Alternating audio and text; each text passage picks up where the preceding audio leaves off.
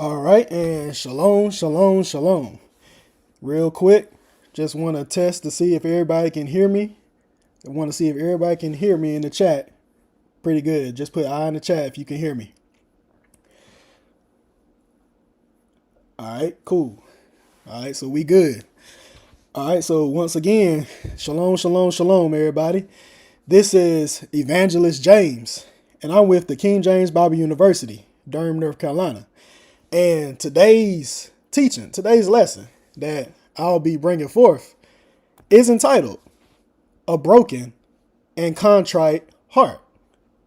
So this is what we'll be looking at today. A broken and contrite heart.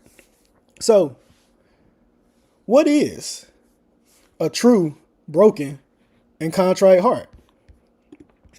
What is it?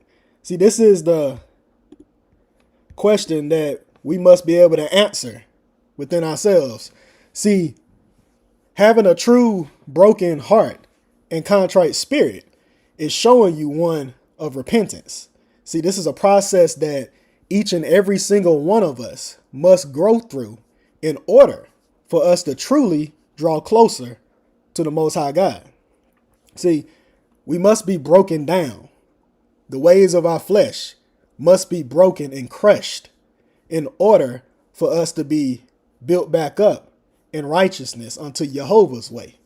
So having a broken heart is not speaking of merely being in a state of sadness or being in a state of grief and being in a state of sorrow. It's not that, but it represents a state of true repentance and humility. See, this is when we get to the point where we can come to the true realization that there is nothing or no one that we can depend on in this life, not even our own selves. And the only thing that we can depend on is Jehovah, is the Spirit of God. See, having a broken heart is coming to the state of realization that we are mortal beings and that we have limitations and that we are limited in this world and that we are truly helpless without the Spirit of God in our lives, because without him, we wouldn't be nothing. And we are nothing without him. So this is the point where we recognize that our own works, our own mindset, our own reasoning, our own desires means nothing. It means absolutely nothing. And these things, all those things must be broken up within us, providing that we are going to be built and fashioned into new creatures in Jehovah's way. See, this is what we have to understand. See, however, there are many people. There will be many people. There will be many of us that will say and that will proclaim that we are humble and of a meek spirit. But the question is, when it truly comes down to it, when it truly comes down to the point when we truly get put in that ringer, are we truly willing to give up everything in this life to truly draw closer to Jehovah? Are we truly willing to do that? Are we truly willing to lay down everything and bear those afflictions, go through that furnace, face those trials and those challenges head on, no matter how hard it gets, no matter how tough it gets? Are we truly willing to be broken and that we can become what Jehovah has called us to be? So that's something, as we go throughout this teaching, this is something that we have to be able to make sure that we are truly considering within ourselves. Is this something that we are doing? So with that, we're going to go ahead and we're going to get started in this lesson. So we're going to start right here. We're going to start in the book of Jeremiah. We're going to hit Jeremiah chapter 18. And we're going to hit verse 1 down to verse 6. And it says, "The word which came to Jeremiah from the Spirit of God, saying, Arise and go down to the potter's house." So arise and go down to the potter's house, and there I will cause thee to hear my words. Then I went down to the potter's house, and behold, remember, he wrought a work on the wheels. And the vessel that he made of clay was marred. So it was marred, it was destroyed, it was damaged in the hand, so in the power of the potter. So he made it again, another vessel, as seemeth good to the potter to make it. Verse 5. Then the word of the Spirit of God came unto me, saying, O house of Israel, cannot I do with you as this potter, saith the Spirit of God? Remember, as the clay is in the potter's hand, so are ye, so are you in mine hand, in mine power, O house of Israel. So here we can see this clear similitude between the potter and the clay. See, this vessel that was made of clay was destroyed in the hands of the potter and made again into another. So this is a process of renewal, breaking down of the old and forming the new as it seems fit in the potter's eyes. So this is the same thing with us, because we as a people, we as the house of Israel are in the clay we are the clay, and we are in the hands of the Most High God. And we have to truly recognize that we are not our own. Just as the clay is in the hand of the potter, we, the children of Israel, are in the power of the Most High God, subject to his authority to do with us as he sees fit. So we're going to go somewhere. We're going to go over here to Ecclesiasticus. Let's go to Ecclesiasticus chapter 33.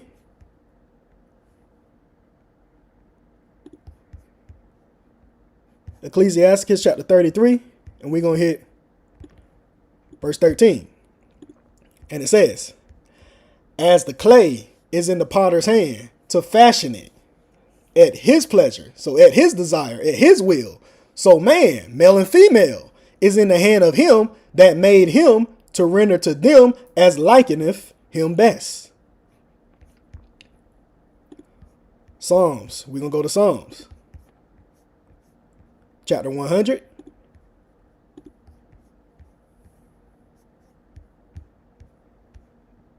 And verse 3.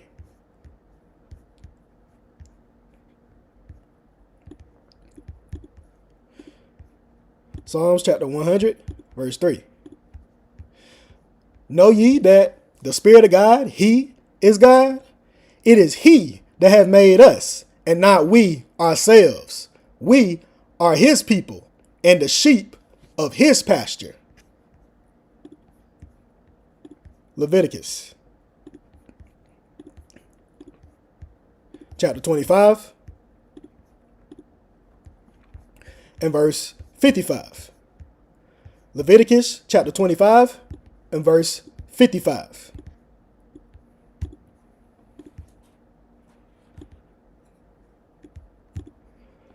For unto me, the children of Israel are servants. They are my servants, whom I brought forth out of the land of Egypt, out of the house of bondage. I am the Spirit of God, your guide. 1 Corinthians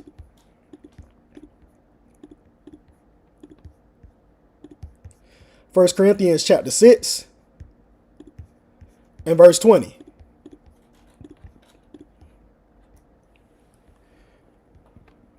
1 Corinthians chapter 6 and verse 20. For you are bought with a price. Therefore, so for that reason, glorify God in your body and in your spirit, which are God's. So we can see all this here that we looked at. So we can see this ownership and this possession by the Most High God, declaring that we, the children of Israel, are his people. We are his servants, that we belong to him, and we are not our own. So this body that we are in, this vessel, these vessels belong to God.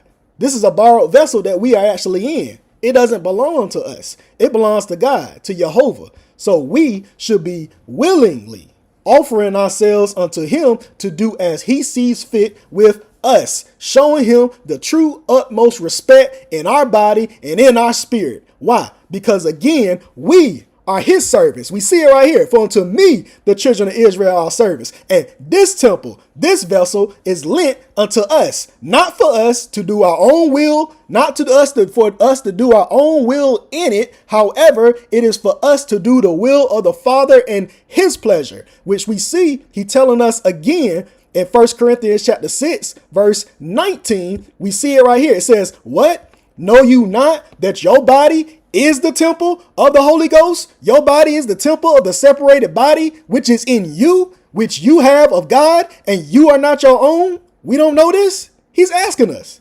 We don't know? He's telling us we are not our own. We don't have possession or control over our own selves. This is providing that we are actually operating according to the Spirit and being led of the Spirit that is supposed to be in us. But the question is that how we truly operate? Is it? Do we operate as if we are our own? Do we make moves? Do we make actions and decisions based on our own will? Or do we actually submit ourselves to Jehovah? Or do we actually operate as if we have possession and control over our own body? See, this is exactly where we're going to start running into the issues. Why? Because in order for us to be of a true broken heart and contrite spirit, we actually have to be presenting these bodies over to Jehovah as a holy acceptable sacrifice, which we actually going to see towards when we go later on into the teaching. But before we actually understand what being of a broken and contrite heart is all about, we have to first look at the issues that's present. We have to first look at the issues that we can have within our own selves that actually prevents us from actually going through that process and drawing closer to Jehovah. Because we have to understand that our bodies are supposed to be vessels of the Most High God's use for his spirit to rest in, to do his will. So we have to yield ourselves unto him. As he tell us something when we go over here to Romans. Let's go to Romans. We're going to hit Romans chapter 6. We're going to hit Romans chapter 6 and we're going to hit verse 16. He's asking us right here. He says, know you not that to whom you yield yourselves servants to obey, his servants ye are to whom you obey, whether of sin unto death or of obedience unto righteousness? So something that we have to keep in mind is that Jehovah gives us opportunity for choice. See, we either going to allow flesh to have rulership over us, or we can be led of the Spirit by being obedient to Jehovah's voice and submitting ourselves under his will. But the problem is, instead, a lot of times we like to operate as if this body just belongs to us, as if this body is just our possession. When we operating in that way, we yielding ourselves as servants of sin. Because trying to move and operate on our own, contrary to the Spirit, is not recognizing our position. Because remember, we seen it at the beginning of the teaching. We the clay. Jehovah's the potter. We the clay. Jehovah's the potter. However, we want to flip that. We try to be masters instead of servants. And this is why we had the issue. We're going to see something when we go over here to 1 Corinthians. We're going to go to 1 Corinthians chapter 3, and we're going to hit verse 17.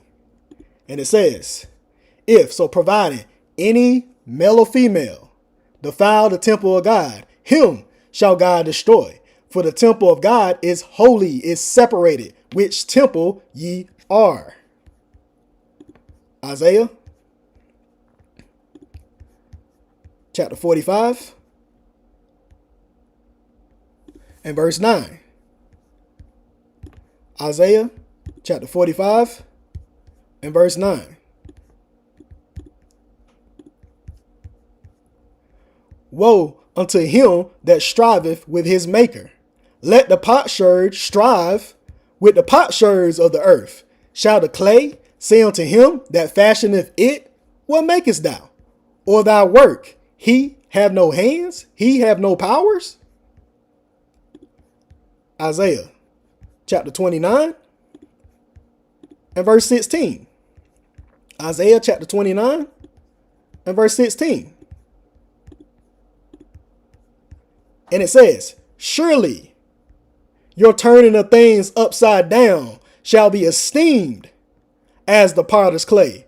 For shall the work say of him that made it, he made me not? Or shall the thing framed say of him that framed it, he have no understanding? Matthew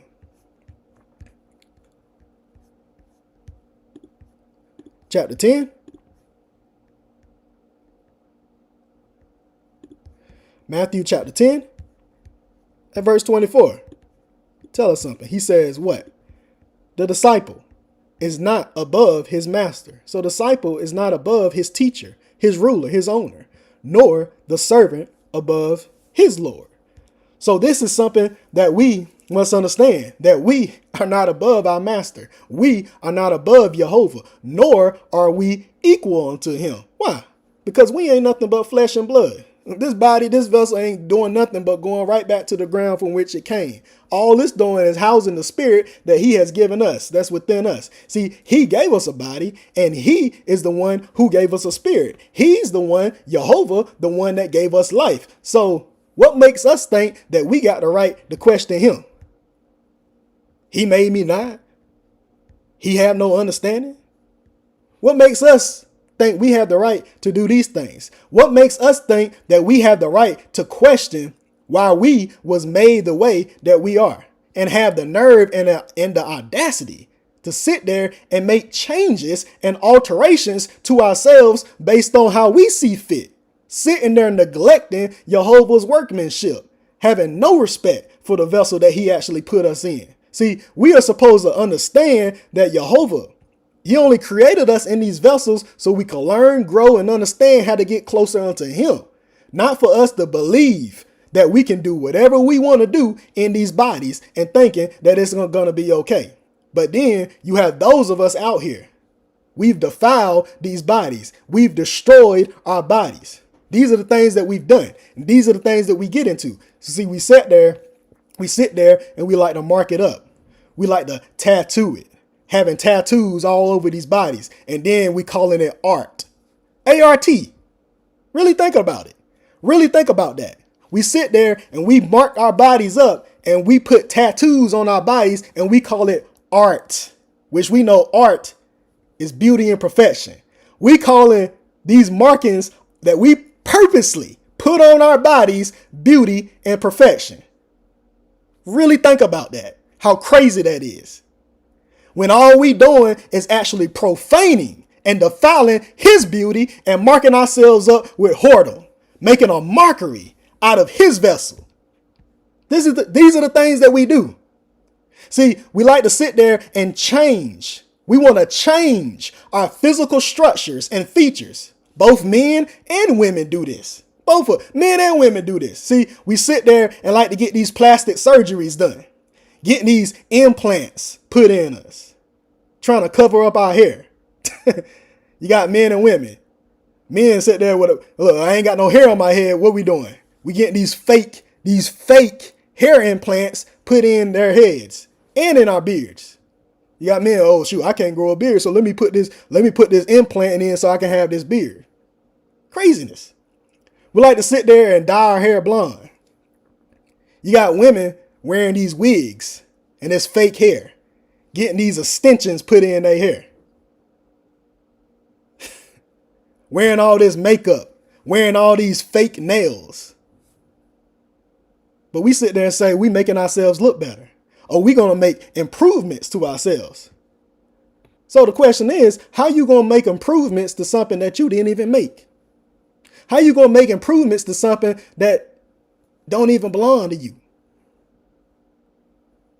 What God made wasn't good enough in our eyes, so we say we need to make improvements and alterations that pleases us in our own eyes.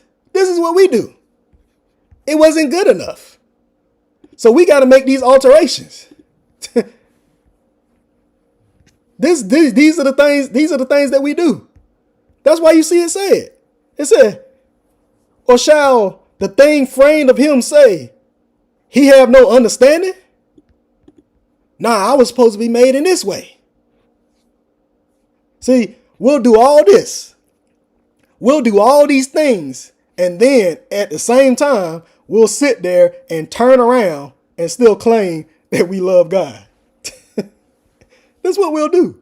We'll still claim that we love God. We'll still claim that we serving God. We're going to claim that we worshiping God, but continue to reject his very instructions and his law and profaning his beauty, because all we doing is straight up lip service. So when we doing that, everything that we doing is fake. Every single thing that we doing is fake. And it holds no value. It's worthless. Because he even tell you right here in Isaiah chapter 29. He tell you in Isaiah chapter 29 and verse 13. He tell you right here. It says, wherefore the Lord said, for as much as this people draw near unto me with their mouth and with their lips do honor me, but however have removed their heart far from me, and their fear, their desire toward me is taught by the precept of men, by the instructions of men. So how can we sit there and alter, change, and disguise what Jehovah has made and then say that our worship is true to him? How are we going to say that? But we do these things because we think we above God. But you have people that say, oh, no, I don't think that. I don't think that. I don't believe that. But you do. Because when we sit there and we make these alterations to our bodies, when we sit there and we put all this fake stuff on us, such as these wigs, these eyelashes, this fake hair, these fake beards, getting these implants put in, and these facial and body structure surgeries that we do, it's showing that we believe that we above God because we willing to alter something that we didn't make. We willing to change something that we didn't form nor create. Oh, he don't have no understanding. He didn't make me right. I was meant to look like this. So I need to make myself better. Let me go out and make myself into what I want to be and how I see myself to be. He didn't make me right. I was supposed to be this way. I was supposed to be like this. I know what's best for me. See, this is what we do. And all of this comes from the influence of the world and its belief systems, sitting there exalted, being exalted in our own pride and our own arrogance in our bodies that we're supposed to be dedicating to Jehovah, but we do otherwise with it. He tell us something in Ezekiel. Let's look at something, because all of this is going to play into why we'll have the issues with having being of that broken and contrite heart. Because he's going to tell us something in Ezekiel chapter 24, Ezekiel chapter 16, verse 24 and verse 25. He tells us right here. It says that thou hast also built unto thee an eminent place, and has made thee a high place on every street. Thou hast built thy high place at every head of the way, and has made thy beauty to be abhorred, to be hated, to be despised, and has opened thy feet. We've opened our desires to everyone that passed by to multiply thy whoredoms.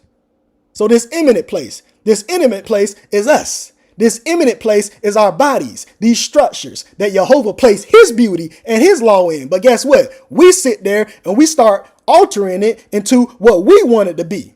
Jehovah made us to be one way, but guess what? We've caused the laws of God to be hated within us because we alter it. We changed it. Now we come up with our own laws and our own beliefs, our own mindset, our own lifestyle, our own traditions, our own customs. Now we've decided to exalt ourselves on high, multiplying our whoredoms and opening our desires to every wind of doctrine and belief that's out there that comes by, and we take it in. These are the things that we do, not understanding that Jehovah already gave us beauty.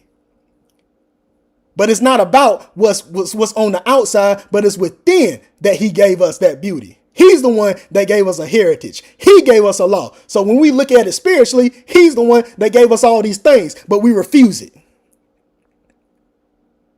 Because we hate the things that he's given us, but we choose to do other things. See, what we have to understand something is this. See, Jehovah, he's the one that gave us the ability to think and to have understanding. But then all of a sudden, now we know what's best for us because we made ourselves, right? We know what's best for us, right? We formed ourselves, right? We know what's best. See, this is the mindset of the proud in heart. See, this is what we get into when we sitting there and we trying to live according to our own reasoning and our own understanding. And when we doing that, we ain't doing nothing but sitting there just living a lie. We ain't living nothing but a lie. When we sitting there, we trying to cover ourselves up with all these fake things. We covering ourselves up with all these fake things. Our lives is nothing but a lie. So then, if we sitting there trying to do all that, how can we truly understand what's real when we continuing to live in a lie? See, Jehovah gave us understanding. He gave us the ability and the reason to make conscious decisions and choices. However, what we like to do as a people, we look at that. We tend to look at that as an opportunity to do things contrary for whatever reason. See, instead of understanding that we were given ability was given unto us to reason, to think, to consider, and to make conscious choices, was not for us to just do our own will as we see fit, but it was for us to understand and to discern what's right from what's wrong so we could choose the good and refuse the evil. See, we've been given abilities to do all this. He even tell us, let's go, we're going to see something over here in Sirach. Let's look at something. Let's go to Sirach chapter 17. Sirach chapter 17, we're going to hit 1 down to 7. Sirach chapter 17, we're going to hit 1 down to 7. And it says, the Lord, the creator, created man, male and female, upon the earth and turned him into it again. He gave them few days and a short time, and power also over the things therein. He endued them with strength by themselves and made them according to his image. Verse 4, and put the fear of man upon all flesh, and gave him dominion over beasts and fowls. Verse 5 is what we're looking at. They received the use of the 5 operations of the Lord. And in the 6th place, he imparted them understanding. And in the 7th, speech, an interpreter of the connotations thereof. So the interpreter of the thoughts thereof. Watch this, verse 6. This is what he gave us. He said, what? Counsel. So he gave us counsel. So he gave us guidance. He gave us direction, advice, and purpose, and a tongue. So he gave us customs, traditions, practices, and eyes. So he gave us understanding. Ears. So he gave us the ability to hear, to listen, to hearken, and a heart. So he gave us a desire, a mind, and reasoning. Gave he them to understand. Verse 7. Withal, he filled them with knowledge of understanding and showed them the good and evil. Exactly the point. So we see all this here. Because he gave us the ability to discern the difference between the two, between the good and evil. So this is why we have these functions and these abilities. These things are given unto us to be able to understand what's good for us and what's evil. He clearly gave us the ability to do this. So the question is, why we don't do it? Why don't we use what's been given unto us for good? Why do we choose to do things differently? Or why can't we even discern the difference between the two, the good and the evil? Why is that? Let's go somewhere. Let's go to Sirach chapter 37. Let's go to Sirach chapter 37, and we're going to hit verse 27. He tells us more right here. It says, my son, prove, so examine thy soul in thy life, and see what is evil for it, and give not that unto it. So again, this is the point. See, this is why Jehovah gave us counsel. Again, he gave us guidance and instruction of the things that we need to follow. He gave us purpose. He gave us customs, traditions, and practices. He gave us eyes to see so we can have understanding and perception. He gave us ears to hear so we could hearken and be attentive, giving us the ability to understand what and who we are learning from, having the ability to listen and to obey. He gave us a heart to have a desire towards him, a mind and reasoning, to be able to discern, to be able to comprehend things, to be able to perceive things and distinguish what's good from the evil. To make those conscious decisions. See, Jehovah gave us the ability to do that. So we're not robots. We ain't sitting here like we robots. We have emotions. We have a heart. We have a mind. We have reason and make our own conscious decisions and choices. Why? Because Jehovah seeks willing servants who are going to serve him with a genuine heart, not robots, such as those that give these empty gestures and this vain lip service, but have nothing to back it up, having no true heart towards God. It ain't that. But this is what we do, though. That's what happens because we flip the abilities that Jehovah has given us upside down, and we use it for our own use. So we sit there and use what was made for good, and we turn it to evil. This is what we do. We can see this in Sirach. He tells us in Sirach chapter 39. Sirach chapter 39, and we're going to hit verse 25. And it says, for the good are good things created from the beginning. So evil things for sinners. Isaiah chapter 5. Isaiah chapter 5, verse 20 and verse 21. Isaiah chapter 5, verse 20 and verse 21. Woe unto them that call evil good and good evil, that put darkness for light and light for darkness, that put bitter for sweet and sweet for bitter. Woe unto them that are wise in their own understandings and prudent in their own sight. See, this is how things get flipped upside down. See, instead of trusting on the counsel that Jehovah already given us, we seen it. We seen it here. See, he gave us these operations. He gave us these things right here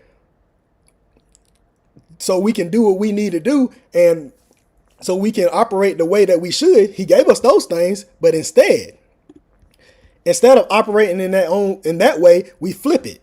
And we start trusting in our own counsel. We start taking our own advice.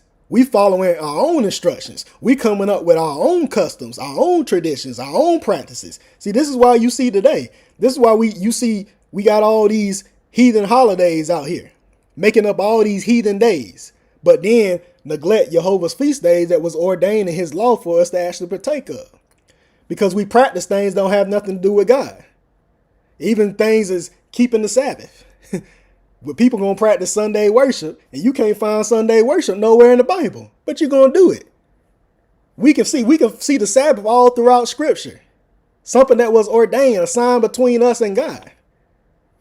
That was ordained for us to keep. But then men going to say, no, we got to go and we got to get our Sunday worship on. This is what we do. So we start leaning to our own understanding and trusting in our own wisdom, listening.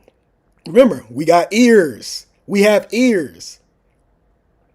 But we listening to worldly advice and counsel, which are things that we learn throughout our years in this life, and we sit there and we hold on to those ways. We hold on to those traditions. So this is the thing.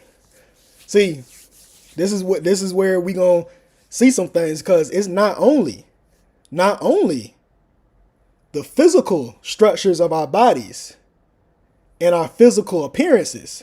Not only do we alter, change, and disguise those things, we sit there and alter and change our inward parts as well, which is what? We alter and change our mind, our heart, and our desires. Why?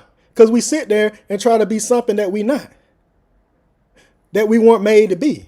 See, God made us one way, but we want to change that. So we gonna see something with this. So let's go over here. We're gonna start right here in Proverbs. We're gonna start at Proverbs chapter 19. We're gonna start Proverbs chapter 19. And we're gonna hit Proverbs chapter 19.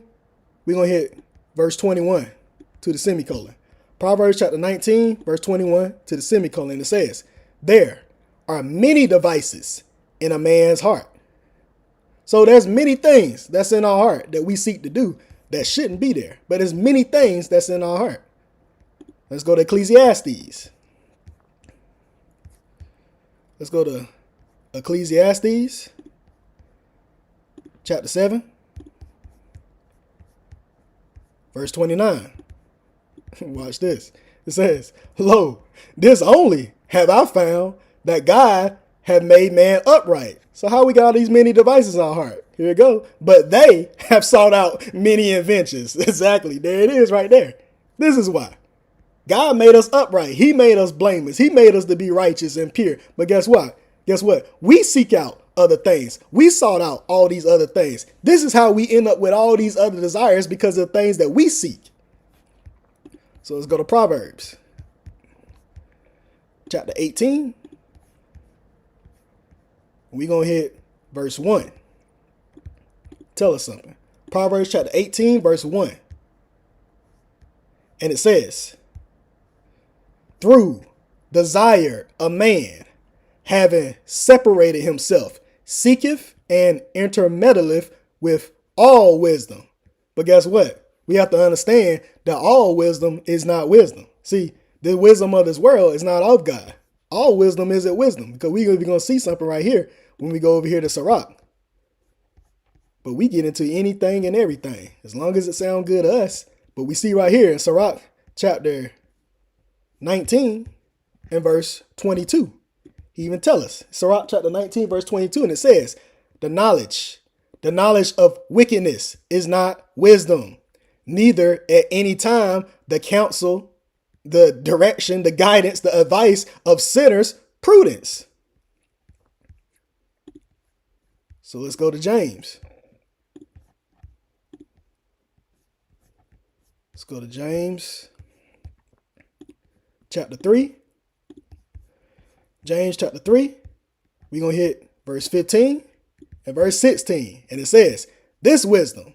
So this knowledge of wickedness is not wisdom, but is of the world. This wisdom descendeth not from above, but is earthly, sensual, devilish.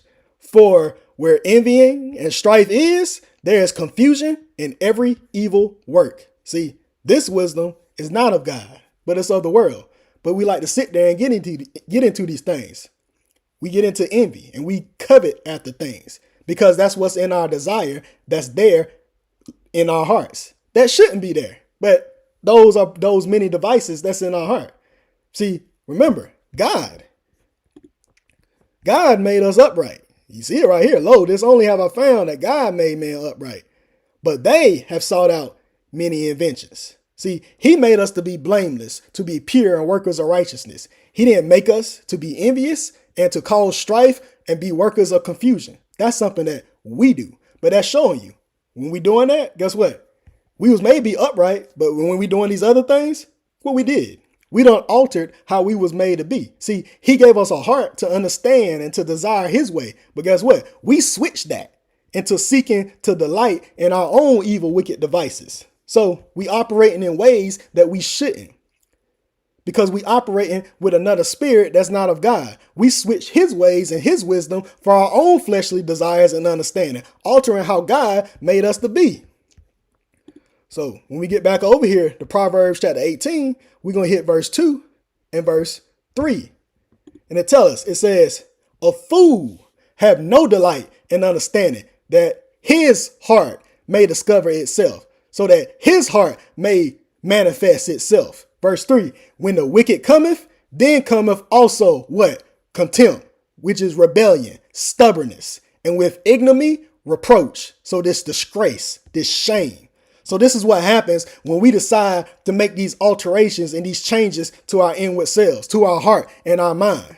See, a lot of us can say, well, I ain't never made no physical alterations and changes to my body. I ain't never got no implants done. I ain't never put no fake stuff on or nothing like that. I ain't never did none of that. So we sit there like, yeah. We ain't did that. I ain't did that stuff. I ain't did that stuff. See, what we got to understand is that was just on the physical side for us to understand how we like to make these changes and alterations. But that was just to draw us closer to the point that we're looking at right now. See, though many of us did not make physical alterations to ourselves, we've made these spiritual alterations. Why? Because again, this only have I found that God made man upright. We all see it right here.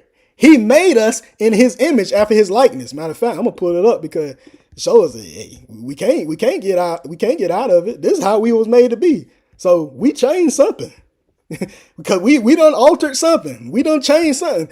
He tells us right here in Genesis chapter 1, verse 27, it says, so God created man in his own image. In the image of God created he him. Male and female created he them.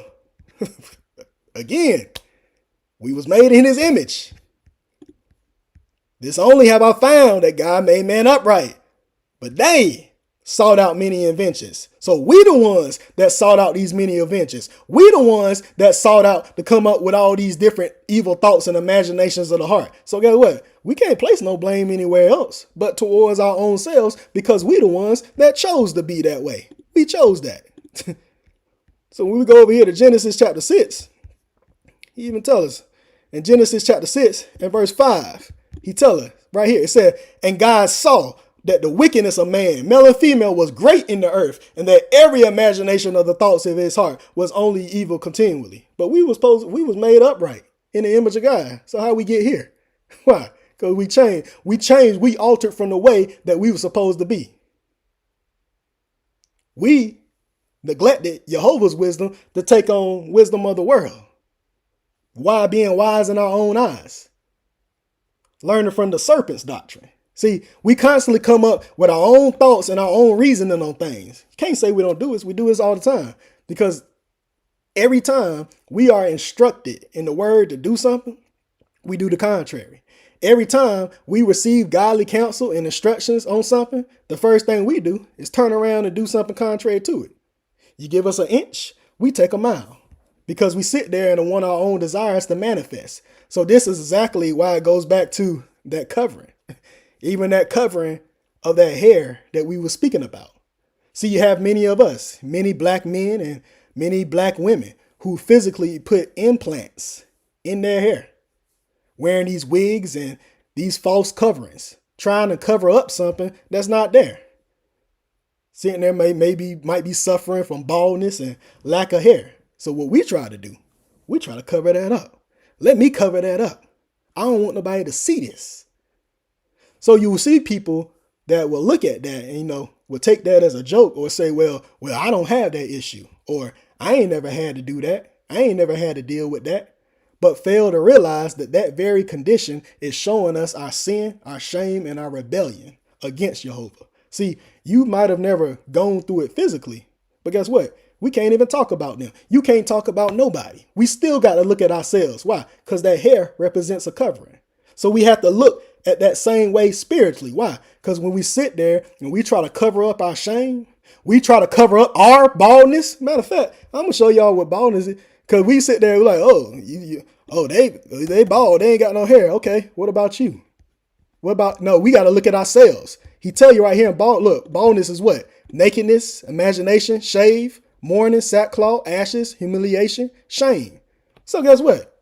We got to look at ourselves because this is what we do. That's what we do.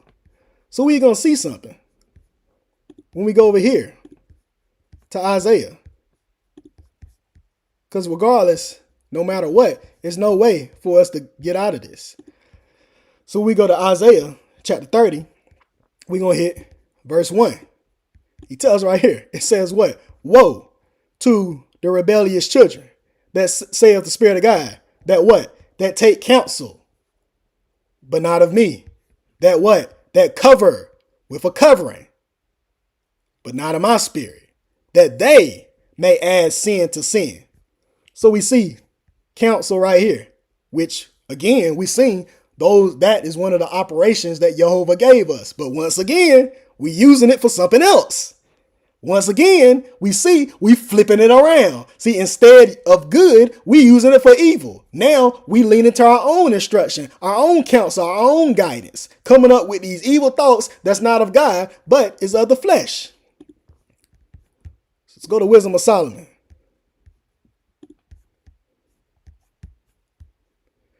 We're going to hit Wisdom of Solomon, chapter 9.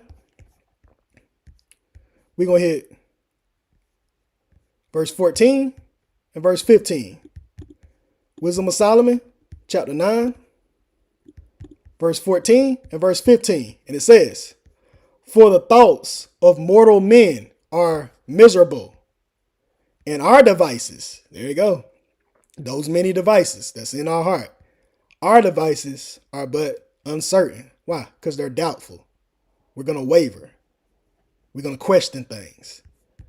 Verse 15, for the corruptible body presseth down the soul, and the earthly tabernacle weigheth down the mind that museth, that thinks upon many things. So this even ties into what we was even speaking about on last week, being doubtful and being fearful, allowing our flesh to have rulership over us, yielding ourselves as servants of sin.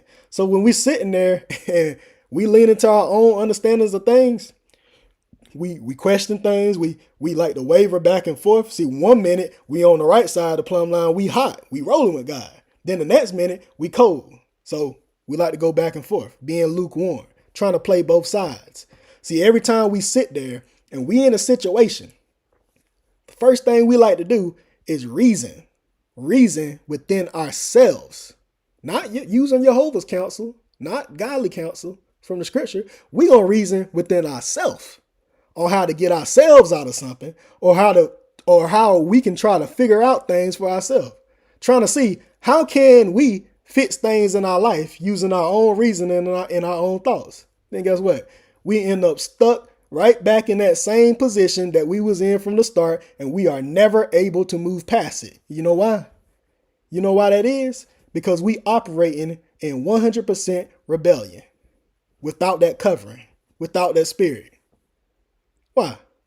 Because we sitting there, no matter what, we holding to our own counsel. We trusting our own advice and our own guidance, forgetting the fact that Jehovah gave us instructions. He gave us guidance. How we know? Because it's in the book. We got the book. But in order for us to understand it, we have to truly study it to show ourselves approved and meditate and take these things in to heart. But you know why we can't remember these things that we should? And we so quick to forget when we get put in a situation to challenge our faith? Why? Because we don't meditate on what we should. We don't meditate on things that we learn. We got everything else on our mind. That's why he tell you. The earthly tabernacle weigheth down the mind that muses, that thinketh upon many things. We thinking about any and everything else other than staying in the book and learning what we need to learn. So when it comes to actually applying these things that we actually learning, as soon as we get put in a tough spot, a situation, as soon as we start going through a trial, all that understanding that we should have goes right back out the window, and we resort back to doing what we was used to doing and what we was comfortable in, which is our own counsel, our own guidance, and we'll do things how we want to do it. Showing you, those of us who do this, when we operate in that way, it's showing us we don't really trust God. We don't trust God at all. See, we'll say it all day with our mouths. You can say it all day, every day with our mouths, but then nevertheless, our actions will always prove otherwise what we about. This is what we do. This is what we get into. We're going to see something over here in Isaiah. Isaiah chapter 4, and we're going to hit verse 1. You tell us something. And it says, and in that day, 7 women, so these 7 spirits shall take hold of one man, one male or female, saying, we will eat our own bread. So we're going to learn our own knowledge. We're going to wear our own apparel. So we're going to have our own covering. See, that's that fake covering that we like to put on. We want to have that. We want to have that fake covering, just like putting on that fake hair. That's what that is. Only let us be called by thy name. Only let us be called by thy way to take away our reproach, take away our shame. See, we only want to be called by the way of God to take away our shame. But then we're not really willing to lay down everything in this life to take on that lifestyle of Christ. See, we'll just want to be called Jehovah's servants, but not truly willing to live the life of a true servant. Instead, we'll continue to fight and strive against God to hold on to our own way. See, when everything is working out good for us, oh, we with God 100%. Oh, hey, we gonna, God, we rolling with you 100%. Well, we good. But as soon as we get shaken up and things start getting tough in our path, first thing we're going to do, we're going to waver quickly. We're going to question things. We're going to doubt. And all these things going to happen. It's going to happen like clockwork. Why? Because then we only serving God in name. But as soon as things get tough, now we got a problem. Because we only serving God in name. But guess what? We wearing a fake covering. So his covering, his spirit supposed to be our protection. But we sitting there, we wearing something else. We covering ourselves in our own strength, which is nothing. False strength. See, we'll just want to be called Hebrew, but we won't actually do what it takes to truly be one who has crossed over from the flesh to living according to the spirit. Why? Because in some way, shape, form, or fashion, we're going to find some other way to hold on to something that we don't want to let go. We're not going to let go of these things of the world. See, that's why I said it don't even have to be physical things. It don't have to be physical things. See, it's a lot easier. A lot of those physical things, it's a lot easier to let those things go, such as money, riches, and things like that. But it's the things that be right there in our heart. It's those things that be right there in our mind that we struggle to let go of. Those are the things that get us caught up. We're going to see something over here in Matthew. Let's go to Matthew. We're going to go to Matthew chapter 15. Matthew chapter 15. We're going to hit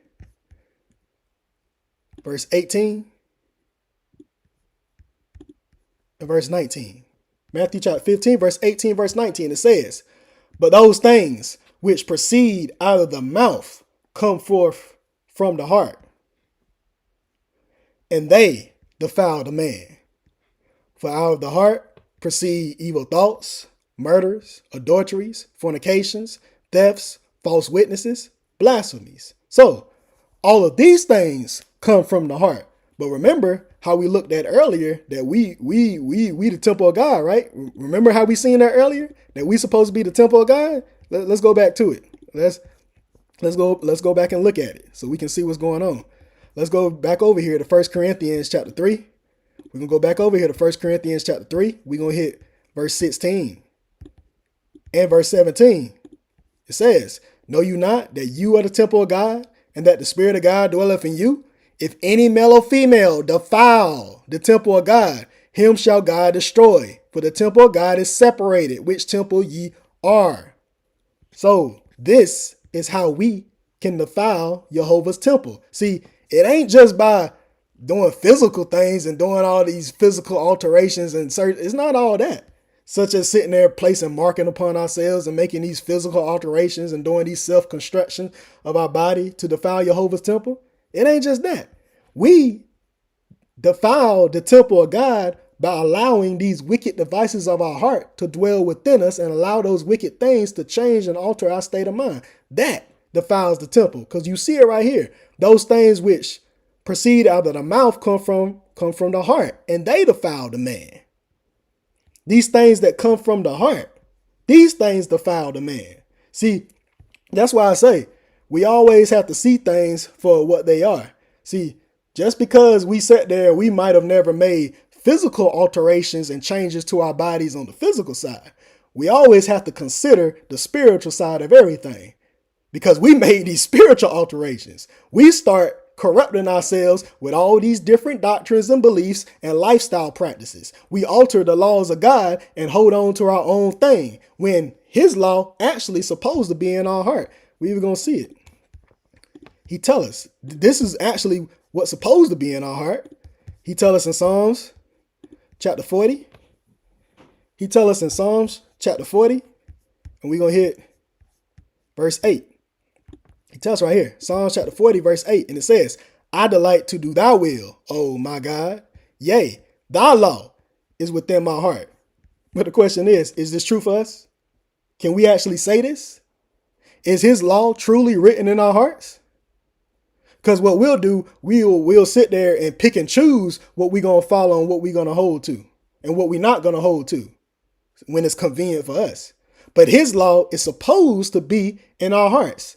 So the thing is, if Jehovah's law is supposed to be written within our hearts, then why is it that something else is proceeding out of our hearts that's not of God? You see it right here.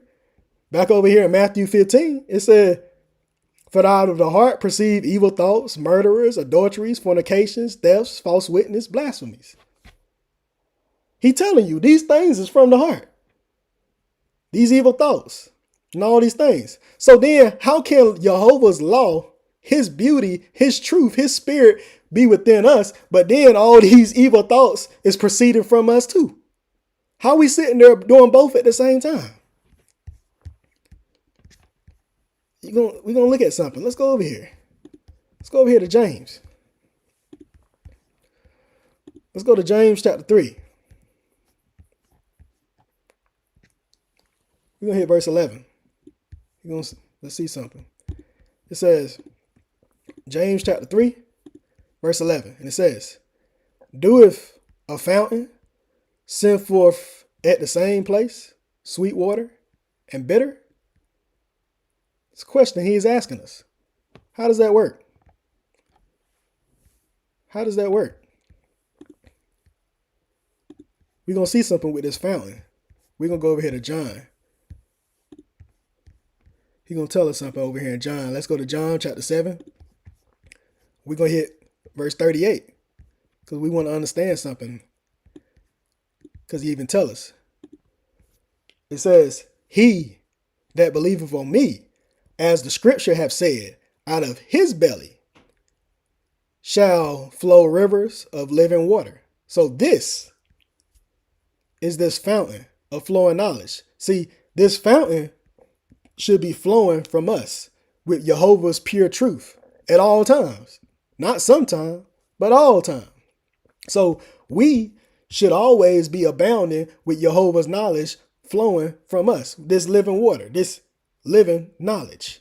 This should be a nonstop thing. So it can't be sweet. It can't be, which is pleasant, and then be bitter and be sour at the same time. We should be constantly flowing with this word through us at all times. See, it's even just like looking at the Niagara Falls. You can look at the Niagara Falls and you can see that it's always flowing. That water is always flowing down nonstop. Constant. It's a constant flow of water. See, that's how we should look. A constant flow of truth and righteousness and knowledge flowing out of us nonstop from Jehovah. But can we say that? Can we say that? Or do we sit there and we flowing with knowledge and truth 1 minute, and then the next minute we into doing something else because we trying to sit there and play both sides? How can we do that? How we gonna sit there and do that? Because the thing is, it go back over here. See, back over here in Psalms chapter 40, verse 8, he said, I delight to do thy will, oh my God. Yea, thy law is within my heart. Yeah, we say that, but then at the same time, for out of the heart perceive evil thoughts, murders, adulteries, fornications, thefts, false witness, blasphemy. See, our heart is supposed to be towards God's law, flowing with this everlasting truth and knowledge. However, again, we flip that and we turn good to evil. Now things start flowing out of us that shouldn't be flowing out of us. See, these are the things that proceed from the heart which defile the man. Such as what?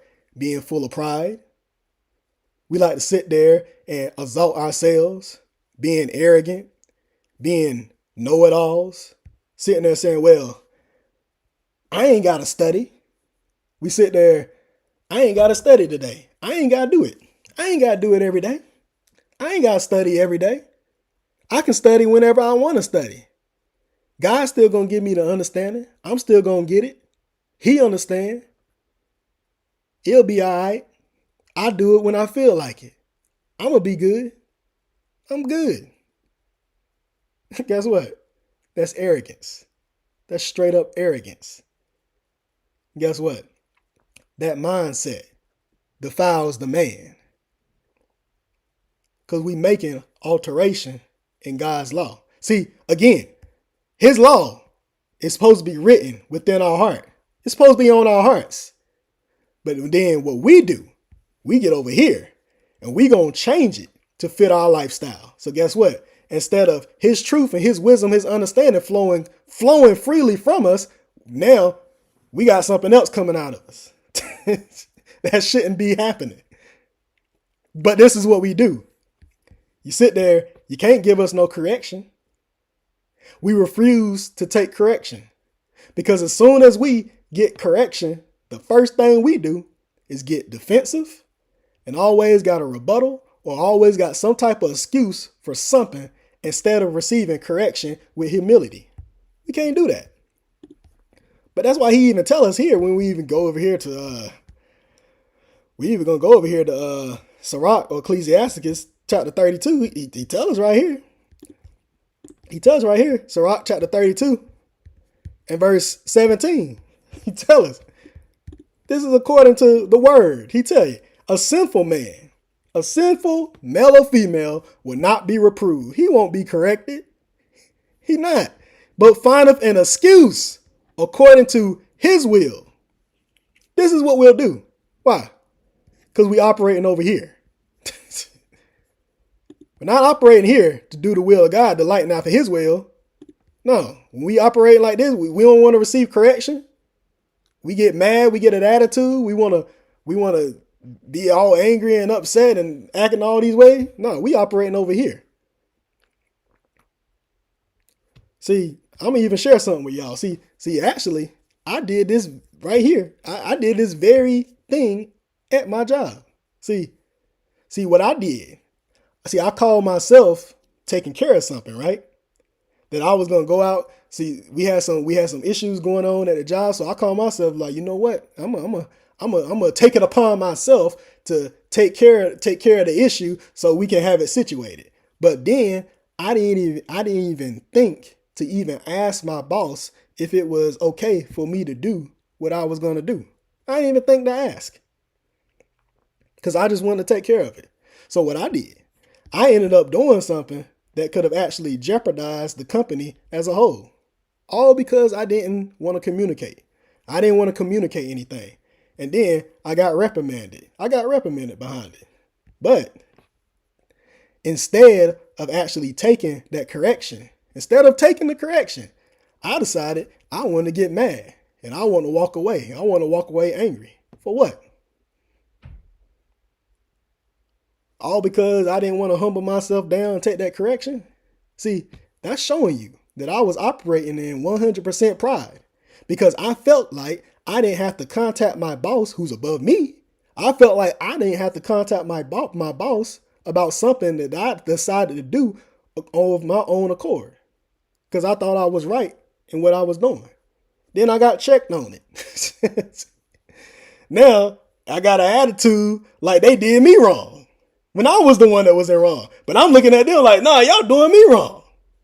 Showing you that was what was in my heart.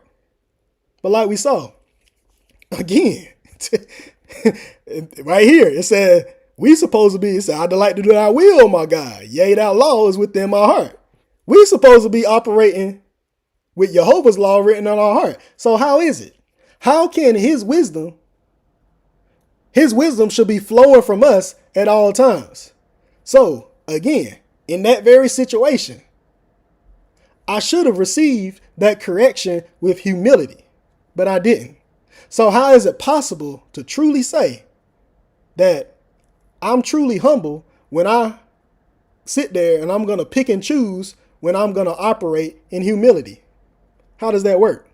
Because the thing is this: if I go to that job and I have that issue there and I operate in that way at that job, then I'm going to have that same issue everywhere else. Why? Because it's in me. It's coming from the heart. Because how I'm going to operate in pride at the job, but then as soon as I leave from there and now get amongst the body, now all of a sudden I'm a saint. How that work? How does that work? How in the world we gonna go out there, operate one way, raising hell, doing all this stuff at our jobs and everywhere else? Then when we get amongst the body, we get amongst people. Now we acting like we the saints. We the most holy people in the world. You know why? That can't happen? Because guess what? If I did it there, if I operate in that way at that job, then I'm going to do it everywhere else. Because all it takes is the right situation for it to manifest itself. Showing you my heart won't right.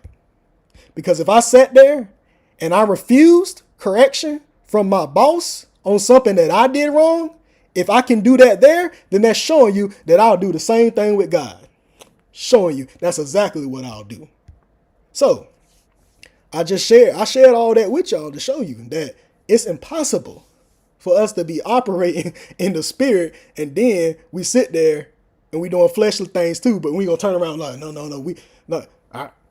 that's impossible. We ain't gonna do both. That's confusion. Showing you our heart ain't right.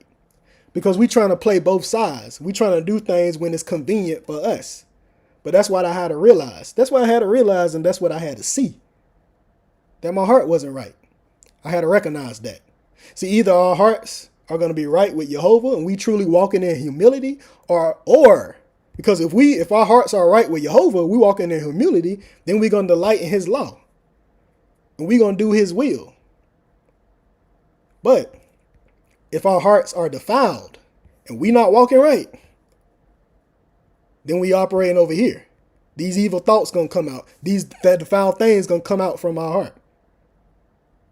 But we have to be able to recognize that. But the issue is because of pride. If we operating in pride, we're not going to do that. We're going to continue to stay blind to it, because no matter what, once those evil thoughts creep in, then we always going to be looking at ourselves on a certain level. Once those evil thoughts creep in, then we just going to be, it just gets worse and worse. And those things defile the man. All these things, again, being envious, being covetous, even coveting after knowledge, but not for the right reasons. Not actually seeking how to apply something to our lives, but only seeking things just to be in the know. Being knowledge hunters. Those things defile the man. Coveting after positions. Being status seekers. Seeking to be in a certain position or have a certain status or a certain rank. Because we want to be seen or be praised or feel important. Why? Because we want our own glory. When, again, the word tells us otherwise. We tell us right here in Ephesians chapter 6. Ephesians chapter 6 and verse 6. He tells us how we should be operating. It says, not with eye service as men pleasers, however, as servants of God, servants of Christ, doing the will of God from the heart. It's going to go right back over here to Psalms. I delight to do thy will, O my God. Yea, thy law is within my heart. So we shouldn't be seeking our service, seeking to be men pleasers. Because if we doing that, we doing things for men and not for God. That's why he tells us over here in Galatians chapter 1. Galatians chapter 1 and verse 10. He says what? For do I now persuade men or God? Or do I seek to please men? For if I yet please men, I should not be the servant of Christ.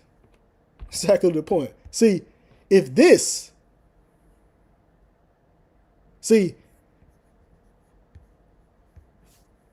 scriptures, if these things was in our heart, then we would be operating in God's law. We would be operating in his truth. Then guess what? We wouldn't have to worry about positions or status, because then we will only be seeking to please God. However, when we coveting after things, we coveting after a position or a want to be in a certain light or to be on a certain level, then that's showing you we seeking to please men.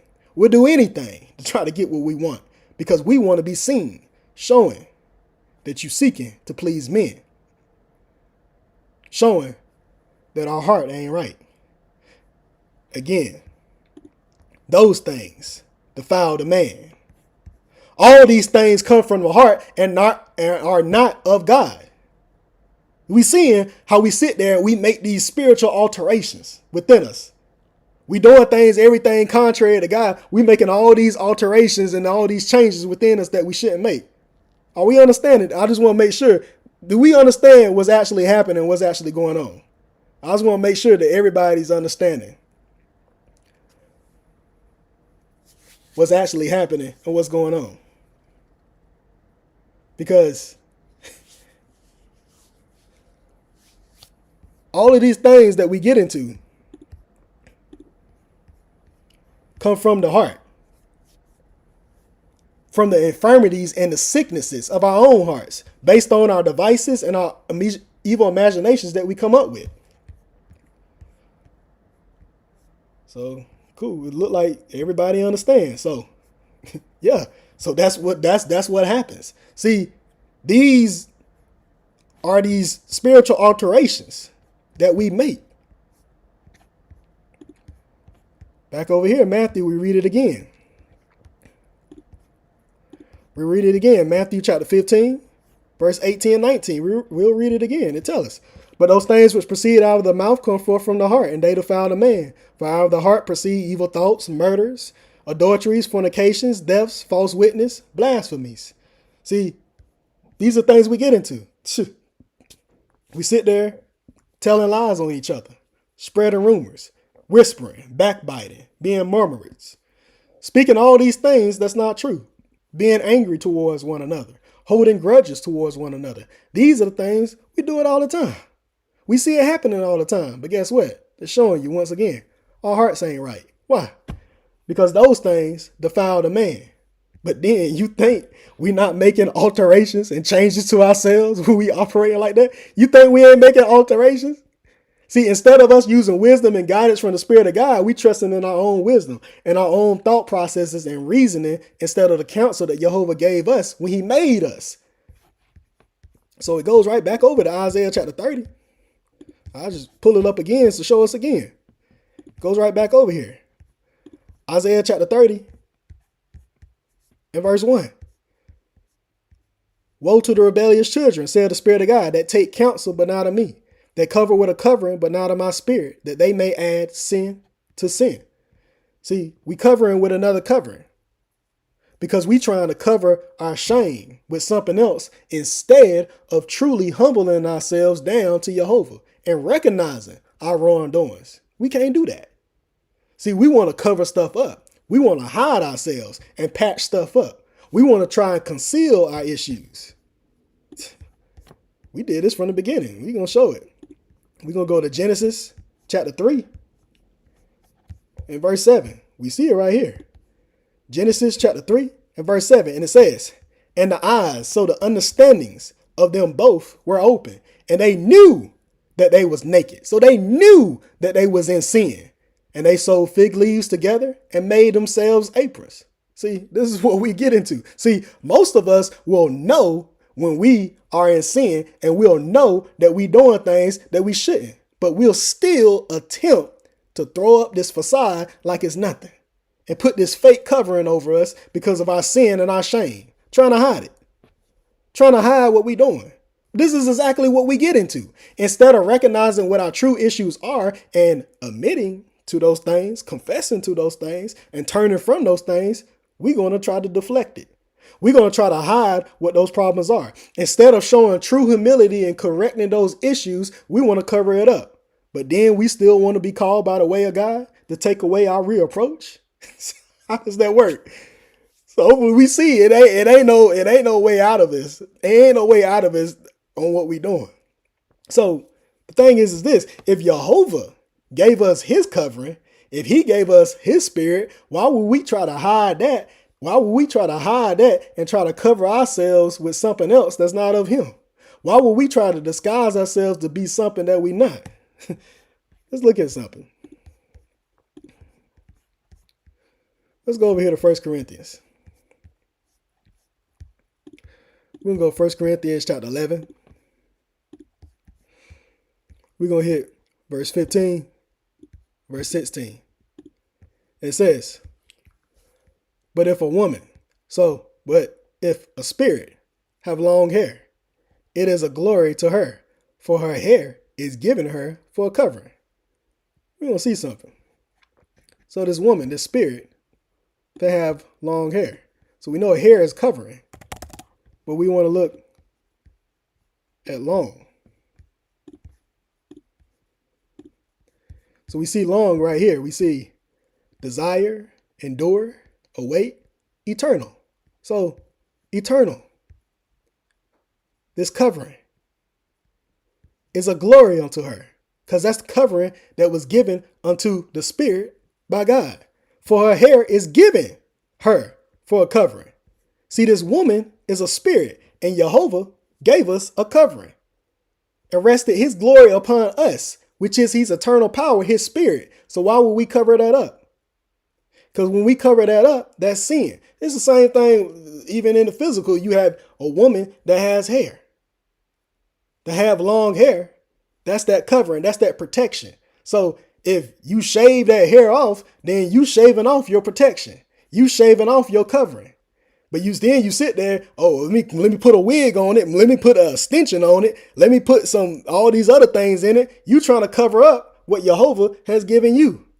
But that's the same thing spiritually. We sitting there, a spirit, he's given us this covering, but we sitting there, we want to cover it up.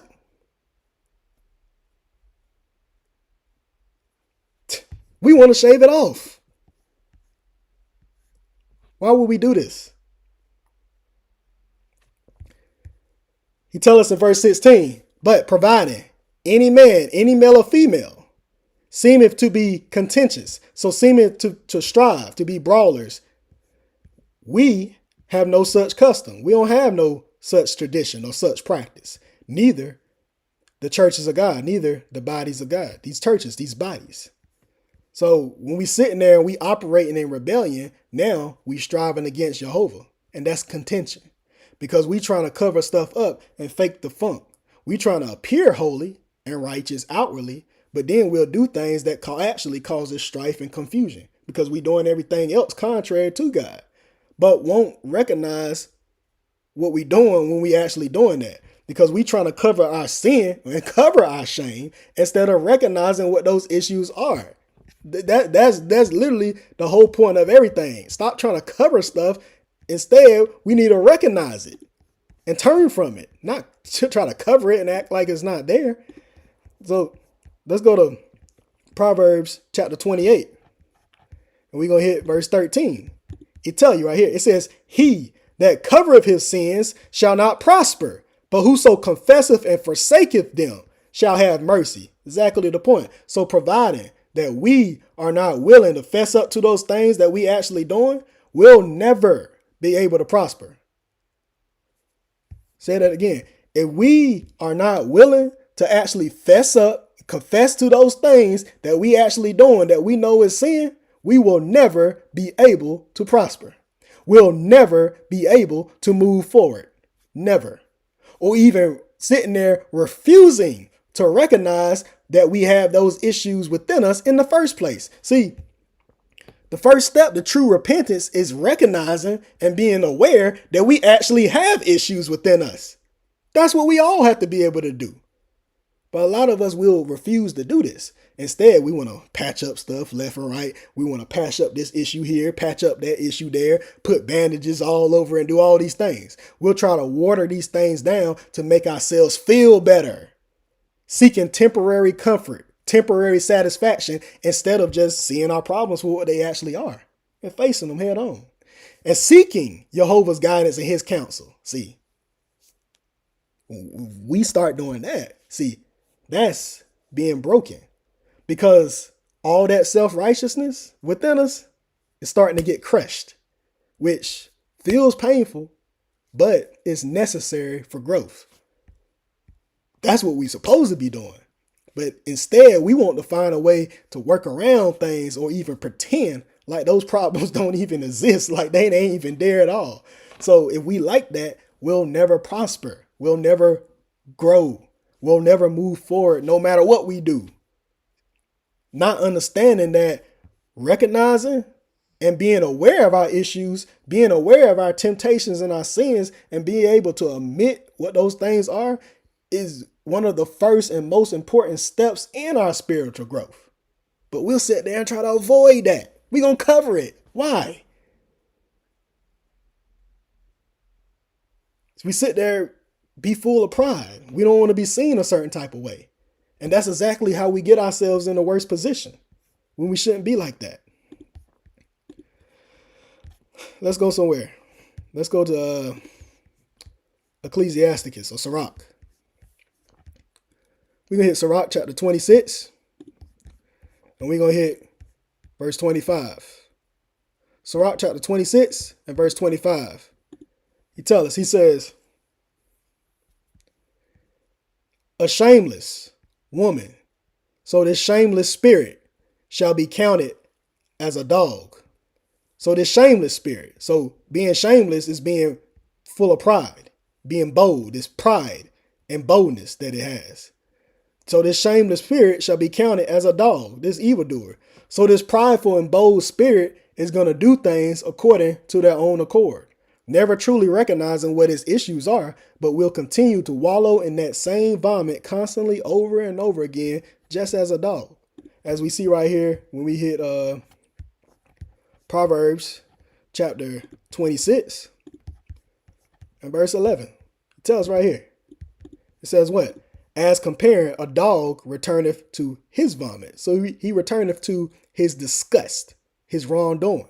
So a fool returneth to his folly, his foolishness. See, these are the ones that are always going to constantly stay in the same sins, in the same ignorance, in the same disobedience over and over and over again, repeating the same cycles of disobedience constantly, never leaving off from them. But this is willful ignorance by choice, because we choose to stay in the same lifestyles and beliefs that we was holding on to before. The same things that we supposed to have buried will return right back to those very things. But it's willful because we choose that. This is what I was speaking about earlier. See, Jehovah gave us choice to be able to make our own decisions and choices. He gave us ability to make those conscious decisions. But for whatever reason, we decide to continue to do wrong instead of flying right. But one thing we have to understand is he's not going to force us to serve him. See, we have to have that desire there in our hearts willingly. We have to have that delight in him. But just as we have to make that willing choice there, many of us would still make that willing choice to hold on to our own thoughts and our own reason and our own self-will and pride. And when we do that, we see what happens with that. We're going to go over here to Revelation chapter 22. Revelation chapter 22.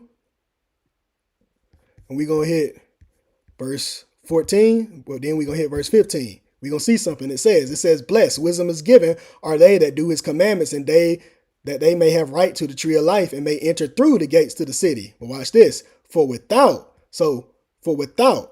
are what? Dogs and sorcerers and whoremongers and murderers and idolaters and whoever loveth and maketh a lie. Why? Because this is exactly what's going to happen, all because we don't want to be truthful with ourselves, but we'll rather hold on to falsehoods.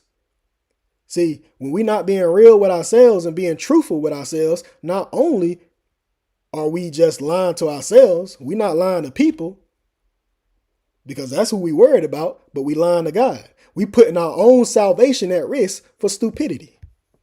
But why? Isaiah chapter 28.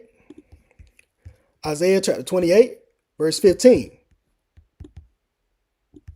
He tells us, it says, because you have said, we have made a covenant, we made an agreement with death, and with hell are we at agreement. When the overflowing scourge shall pass through, it shall not come unto us, for we have made lies our refuge. We made lies our habitation. We made lies our safety and our strength. And under falsehood have we hid ourselves. It's just like hiding under a rock until all those things are actually revealed. See, things can be revealed unto us about ourselves that's actually in an error, either through a teacher or even through godly counsel that we receive. But the first thing we like to turn around and say, oh, I'm not like that. Oh, nuh-uh. I would never do nothing like that. I wouldn't do nothing like that. That's not me. I'm not that way. I never done anything like that. You don't know what you're talking about. See, immediately we're going to go into defense mode and resort to deflect the issues. We do it like clockwork. We do it all the time. But this is why we have the problem, because we like to hide under lies and hide under falsehoods and false strength until those things get put to the test, proving that they actually weak and feeble. But this is why it's so important for us to truly examine ourselves daily and to till our ground to check for any impurities that's actually in us. Because if we're not doing that, if we're not doing that true self-examination on a daily basis, then as soon as we think we ain't doing nothing wrong and we pointing the finger at everybody else, we doing everything wrong. Because the whole point is for us to recognize what we actually got going on within ourselves so we can correct those things. That's the whole point of us. For what we doing? Why? He tells us right here. We look at this all the time, and he making it clear to us. He makes it clear to us in Isaiah chapter 34, verse 16. He tells us right here. And we're just going to read right here. Seek you out of the book of the Spirit of God and read, comprehend it, understand it. It says seek you. It don't say seek JoJo, seek Kiki, or seek Ricky down the street. It says seek you. We're supposed to be seeking out the things that we need to understand so we can get right and truly come to the remembrance of who we are supposed to be. See, this is how we get closer to looking at what we need to be seeing. So when we get back over here to Sirach chapter 26, verse 25, it says, a shameless spirit shall be counted as comparing a dog. But so that spirit that is shamefaced will desire the Creator. So this shamefaced is one who's going to show humility and respect unto Jehovah. Because that spirit that is shamefaced is one who's going to show that humility and that respect to Jehovah. They are going to show that desire towards God. These are the ones that are going to have that broken and contrite heart, having a repentant spirit. Those are going to be willing to change and will make those necessary changes in their lives, no matter the cost. See, actually, we even going to see these two spirits operating right here. We're going to see it operating right here when we go over here to Luke. We're going to look at something. We're going to go right over here to Luke. We're going to look at Luke chapter 18. We're going to look at Luke chapter 18, and we're going to hit verse 10. Luke chapter 18, we're going to hit verse 10 down to 14. We're going to see something. And it tells us, it says, 2 men went up into the temple to pray. One, a Pharisee, and the other, a publican. So we see these 2 men. You have one who's a Pharisee who's going to follow their own laws. They're going to follow the laws of the Father. And the other is a publican. So we see these 2 men. See, you got one who's a Pharisee who's going to follow their own laws and the laws of their fathers. Then you have the other who's a publican. He's a common man. See, we're not looking at them, but we're looking at how they operate. Because remember, it's what's within the heart that defiles the man. It's what's coming from within that's going to reveal itself and make itself known. See, it's that spirit that's in them that's going to reveal itself. And we're going to see it happening right here. Watch it. It says in verse 11, the Pharisee stood and prayed thus with himself. He prayed with himself. God, I thank thee that I am not as other men are, extortioners, unjust, adulterers, or even as this publican. I fast twice in the week. I give tithes of all that I possess. So we see it right here. This right here reveals this shameless spirit, full of pride and boldness. Matter of fact, let me show y'all shameless so you can even see. Well, you can even see it. He tell you right here, shameless, what? Pride. Shameless, pride, boldness. You see it right there. This Pharisee stood and prayed with himself, full of pride and this boldness, sitting there willing to exalt oneself while simultaneously talking down upon others, bragging on their own works, which profits nothing. Sitting there, oh, look at me. Look at what I'm doing. Look at all this. Look at I'm doing all this and all that. Caught up in his own ego. See, those that operate in this way are far from God. Why? Because he even tell us right here, when we're going to go over here to Sirach, and then we're going to come back. We're going to go to Sirach chapter 15. We're going to hit Sirach chapter 15. We're going to hit verse 7 and verse 8. He tell you right here, it says, but foolish men shall not attain unto her. This is speaking of wisdom. And sinners shall not see her. For wisdom is far from pride, and men that are liars cannot remember her. So if we sitting there and we operating in this way, we'll never be able to attain wisdom, let alone retain it. Not from Jehovah, because his spirit is not going to dwell in that vessel that's subject unto that way. Because we're going to see something when we go over here, the wisdom of Solomon. We're going to hit wisdom of Solomon, chapter 1. We're going to hit verse 3 down to verse 5. It tells us, it says, for froward thoughts separate from God, and his power, when it is tried, reproveth the unwise. For into a malicious soul wisdom shall not enter, nor dwell in the body that is subject unto sin. For the Holy Spirit of discipline will flee deceit, and remove from thoughts that are without understanding, and will not abide when unrighteousness cometh in. So we see this here.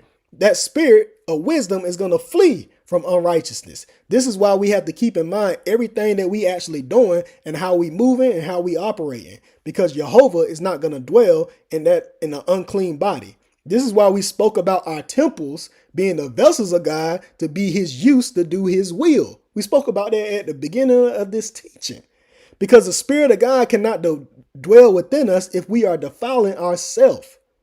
But we see how we can do it physically in our actions and decisions and the stuff that we do with our bodies. But we see it as well. We do it spiritually, having our hearts and our mind defiled, being consumed in our own lusts and our own wicked, evil thoughts and imaginations. See, these are the things that we really have to make sure that we're watching out for, because we'll do things without fear, not being mindful of the repercussions that actually can come behind it.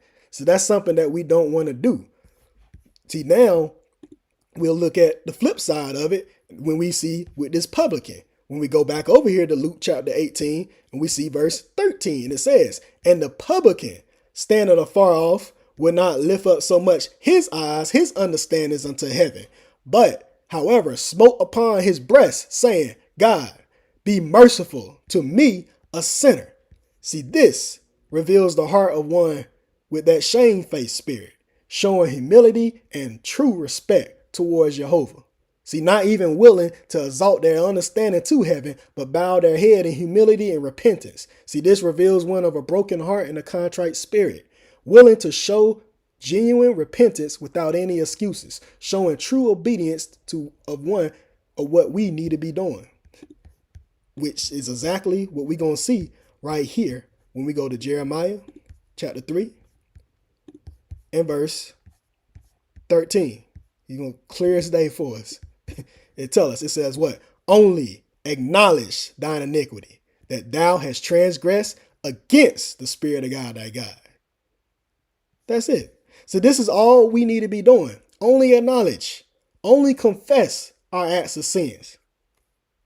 No excuses, not sitting there with no excuses, not making up no excuses, not no buts, saying, oh, but this, but I did it because I did, but none of that. Just correction and obedience to Jehovah's voice. That's all we need to do. Then that's how we can then be built up as servants of righteousness. So when we get back over here to Luke chapter 18, verse 14, I tell you, this man went down to his house justified rather than the other. For everyone that exalteth himself shall be abased, and he that humbleth himself shall be exalted. See, what many of us have to realize is when we going through things, when we going through things and we facing these challenges and we get put through the ringer, we get put through those tough times, when we getting put through hell and we getting that butt whooping, we have to understand that very process serves a purpose. It's just not for nothing. It ain't just for no reason. See, we understand we can actually go through that process. It's actually preparing us to level up. This is why we can't look at these things as a defeat or looking at it as, oh, we just being afflicted. we just getting beat up. It's not that. But when we're actually humbled and we face affliction and we getting disciplined, it's all for a purpose. It's to teach us and to correct us. It's to mold us and to shape us into what Jehovah will for us is to be. That's why he said right there, and he that humbleth himself shall be exalted. That this is not us seeking, I want to be. No, the thing we seeking to do Jehovah's will so he can do what he's going to do with us. But we have to be truly humble to do that. So we're going to go to Jeremiah chapter 18. We're going to go back over here. This is where we started. But we're going to hit Jeremiah chapter 18. We're just going to hit verse 4 to 6. He tell us again. It says, and the vessel that he made of clay was marred. It was destroyed. It was in the hand of the potter. So he made it again another vessel, as seemeth good to the potter to make it. Then the word of the Spirit of God came to me, saying, O house of Israel, cannot I do with you as with this potter, saith the Spirit of God? Remember, as the clay is in the potter's hand, so are ye in mine power, O house of Israel. So this is a process of renewal. This clay, which is us, which is all of us that's here right now. See, our old body, see, our old ways, our old habits, our old lifestyles, our own ways of thinking, our own reasoning. See, in order for us to be truly reshaped and reformed into these true vessels of righteousness, all those things, our own reason, our own thinking, our own lifestyle, our own ways, our own habits, all those things have to be broken and crushed and destroyed from within us. Our old man has to be completely crushed so the new can form. But that's why it hurts. It's painful going through that. But we going through all that, through that fire, so that dross can be burned from us. We getting broken down completely so we can be built new. See, these are all the things that happen, but again, it serves a purpose. It ain't just for nothing. See, that's what we have to understand. If we go into this, when we going through these things, we going through these trials and these afflictions, and so we look at it and understand that it's for a purpose and it serves a purpose for something greater, and it's just for nothing. We can understand. We won't look at it as just something that's happening. See, we gotta change our mindset and how we seeing it and how we seeing things. Because he tell you in Hebrews chapter 12, verse 6 down to 8, he says what? It says, for whom the Creator loveth, whom he promiseth, he chasteneth, and scourgeth every servant, every son, every servant whom he receiveth. If, providing you endure chastening, God dealeth with you as with sons, as with servants. For what servant is he whom the Father chasteneth not? But if you be without chastening, See, that's the thing. Whereof all are partakers, then you are bastards and not servants. So if we sitting there and we getting put through that ringer, hey, it might hurt. I know it hurt. It hurt. We get it. It might be painful, but we need to take that with humility because it's a good thing. I know somebody probably sitting there like, well, shoot, what are you talking about? It ain't no good thing. No, it is a good thing because he's dealing with us. See, I'm sure I can guarantee you, most of us right now, I guarantee you rather for Jehovah to deal with us right now so we can get all of those issues out of us and all that dross and all that craziness and these impurities out of us right now, rather than not receiving that correction. Then we have to sit there and you're going to pay for it for eternity in the lake of fire. I guarantee you everybody can agree to that. So we should be appreciative of the fact that he actually correcting us and getting us right now. But understanding when we in error, we will receive that correction. Hey, if Jehovah promised us, then guess what? He gonna deal with those who he promised. That's why he tell you, for the Lord loveth. He promised, for whom the Lord promised, he gonna chasten. That's gonna happen. So, because we're gonna see something. Let's go over here to 2 Samuel. Let's look at it. 2 Samuel, chapter 7. 2 Samuel, chapter 7, verse 14. Tell you, he says, I will be his father, and he shall be my son, my servant.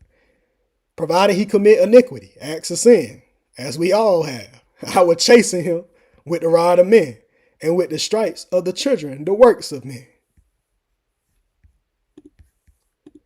Leviticus, chapter 26, verse 19 to the semicolon. And I will break the pride of your power. It got to get broken. We got to get broken down. See, this has to happen. But again, I want to keep beating us in the head that it serves a purpose. It's not, we can't look at, oh man, I don't want to go through. No, it serves a purpose. See, it's not for mere destruction, but it's for a chastenment. It's to destroy that flesh, those fleshly ways. It's to destroy those fleshly ways that's in us. Those things all that fleshly stuff that we like to do, it's to break that down. It's to destroy that pride. That arrogance, that disobedience, all that stuff you gotta break that. He gotta break that in us. You gotta break that. See, it only becomes a destroying to us when we refuse to hearken and we continue to fight against Jehovah. See, the more we fight, the harder it gets. Stop fighting. Stop fighting the correction. You gotta stop fighting it. See, however, those who Jehovah will chasten, he will put under that pressure. See, he even make it clear to us again. He told us that we seen it in Hebrews, but we want to see it in the law. So we see where it's coming from. In Deuteronomy chapter 8 and verse 5.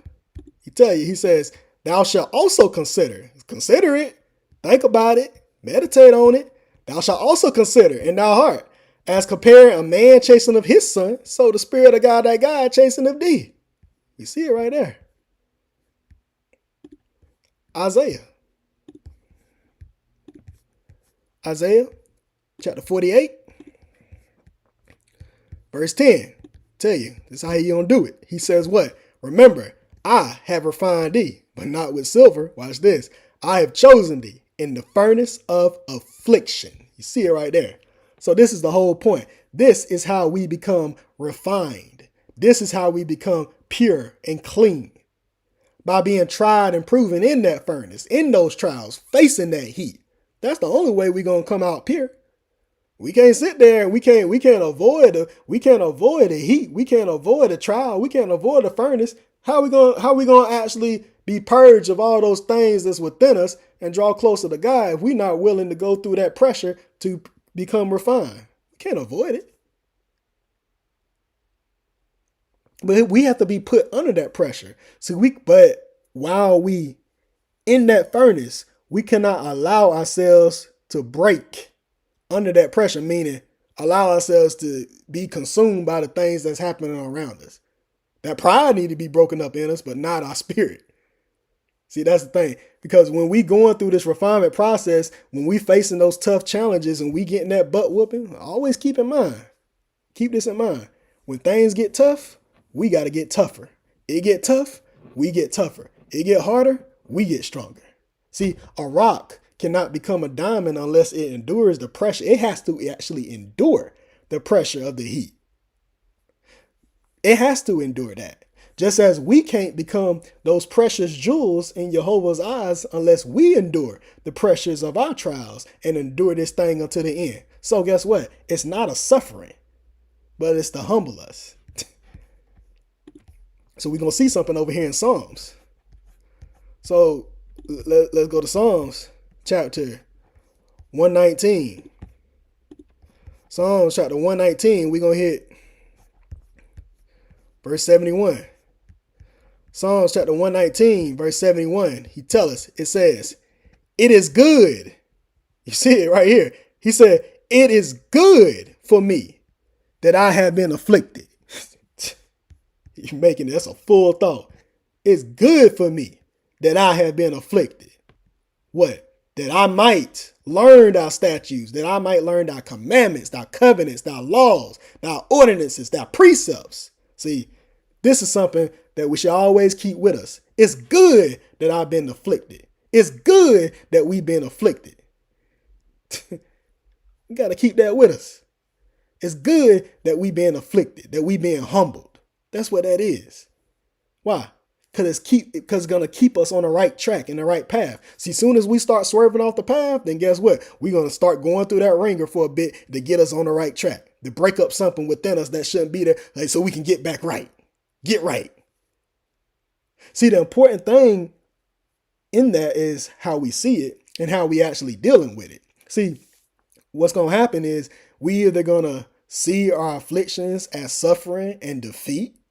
We either going to see it as that, or we're going to see them as chastenment to discipline us and opportunities for growth. So the majority of our battle isn't the battle itself that we see in front of us. It's the battle that's in our actual mind. See, we have to defeat our mind in the way that we seeing things. And remember that Jehovah will draw closer to those that are willing to let go of their own reasoning and truly willing to submit themselves unto him. We're going to see something. We go over here to James. Let's go to James chapter 4. James chapter 4, we're going to hit verse 6 down to verse 8. He says, but he giveth more grace. Wherefore he saith, God resisteth the proud, but giveth grace unto the humble. Submit yourselves, therefore, for that reason to God. Resist the devil, and he will flee from you. So guess what? That spirit has to flee from us. That evil spirit has to flee from us, regardless of what our issue is. Rather it's pride, rather it's envy, rather it's lust, rather it's slothfulness or anger, wrath, fear, whatever it is. Those spirits have to flee from us, provided we resisting those ways, provided we humbling ourselves and we resisting our own self and our own nature of this flesh. And we truly submitting ourselves to Jehovah. Those ways have to flee from us. Then we are able to draw closer unto God without fear, without pride, and without all these things. He tells us in verse 8, draw nigh to God and he will draw nigh to you. Cleanse your powers, you sinners, and purify your hearts, your desires, you double-minded. Because these are the ones that Jehovah is going to draw closer onto. The ones that's willing to be cleansed of their old ways and their habits and their lifestyles that they used to. The ones that truly willing to make this change in their lifestyle. The broken heart and contrite in spirit. You see it right here in Psalms chapter 34. Verse 18. He tell you what? The Spirit of God is nigh. There you go. The Spirit of God is nigh unto them that are of a broken heart, and saveth such that be of a contrite spirit. Why? Because this broken heart and this contrite spirit, this isn't dwelling in sorrow or in grief or being in guilt, but it's recognizing one's sins. It's being of a repentant spirit, being humble.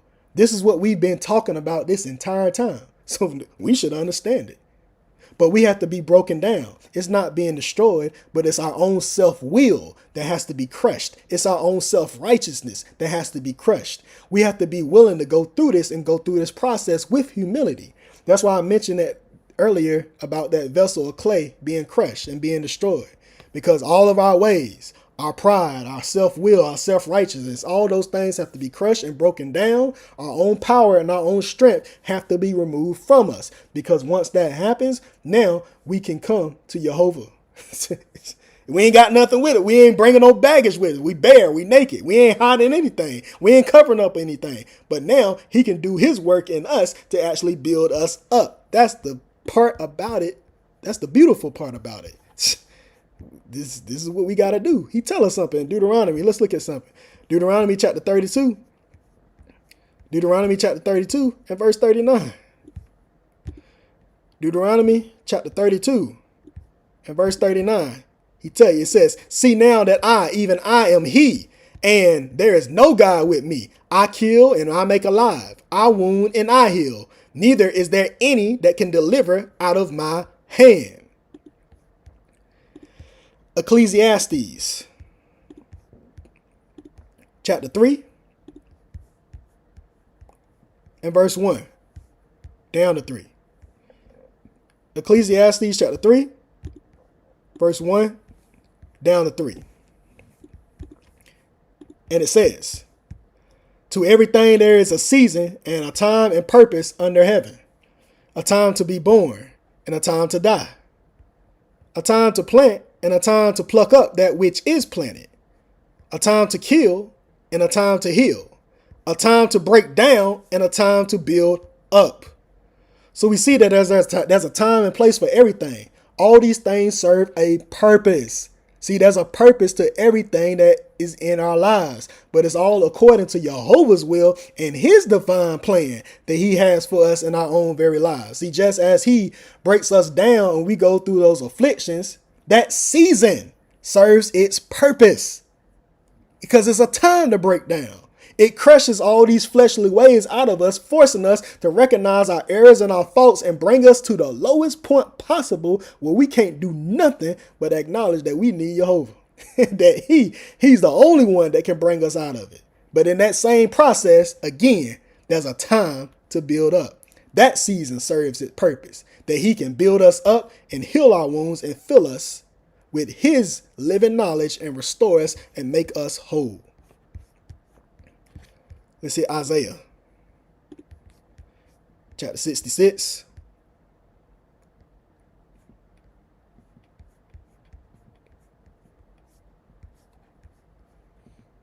Wait a minute. Yeah, Isaiah chapter 66 and verse 2. He tells right here, it says, for all those things have my hand made, and all those things have been, said the Spirit of God. But to this man will I look, even to him that is poor, that is feeble, that is afflicted, and of a contrite, a repentant spirit, that trembleth at my word. So this is the point. Having a broken heart and a contrite spirit, we're able to recognize our feebleness in this flesh, recognizing our limitations. See, before that, we had pride. We was arrogant and trusted in ourselves. We was confident in our flesh. But now, once we get broken, once our own self-righteousness is crushed and our rebellion is torn down, we get brought to that lower state. Now that leaves us bare, independent, and vulnerable. But in that very moment, that's when Jehovah can truly work in us. Because we know that we need help. We know that we need Jehovah. We know and recognize that we are nothing. This is why we have to be able to go through this. Because once we done got stripped of everything that's hindering us and keeping us away from God, now we bear. Now he can heal those wounds and cover us with his spirit. Now he can direct our path and our steps. Now he can give us a new heart and a new spirit. Because having that broken and contrite heart, being of that humble spirit, then we can receive correction with humility. We're not going to try to sit there and fight against it. We can sit there and go through these trials without our faith wavering. Now we can truly delight in Jehovah's law within our heart and not turn into the left and turn into the right on anything. Because then we truly know where our trust and our strength truly lies. But this is all providing we truly give ourselves over unto him, that we completely surrender these bodies unto Jehovah. So I'm hit Psalms. Psalms chapter 51 and verse 17. Psalms chapter 51 verse 17, it says, what? The sacrifices, the established covenants of God are a broken spirit, a broken and a contrite heart. O God, thou wilt not despise. Because then those sacrifices are a repentant and humbled spirit. So it's not just saying something from our mouths just to say it or giving lip service, but it's showing our devotion and our dedication to him through our actions. Because everything changes then. See, we're not yielding our members anymore to our own will, but we yielding ourselves to the will of the Father. So it's not about establishing a covenant saying we're going to do something with our mouth, making these empty gestures and these oaths, but it's about truly obeying his voice and giving ourselves over to God fully without any excuses, without any buts, but truly being able to lay down this flesh and to lay down everything of this world, even our own thoughts and our own mindset. That's the true sacrifice, to lay down everything and to walk away from it and truly cleave to Jehovah and truly do what we need to do. So we're going to hit Romans.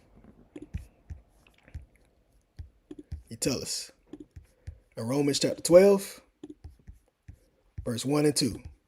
Tell you right here, it says what? I beseech you, therefore, for that reason, brethren, by the mercies of God, that you present your bodies a living sacrifice. Why? We talked about our bodies at the beginning, and this is why.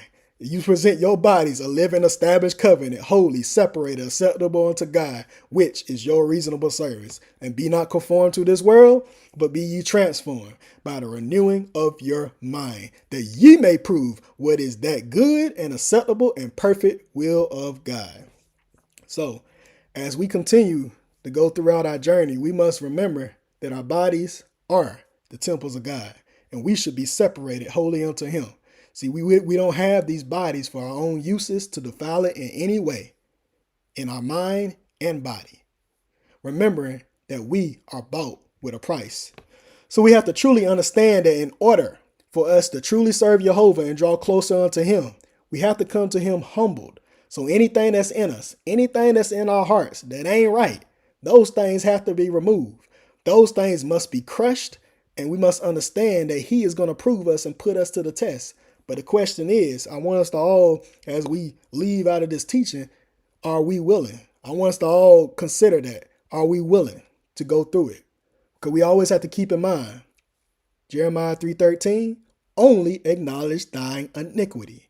We must truly understand how important that is, recognizing, being aware, and confessing of those things that we doing that's actually against God.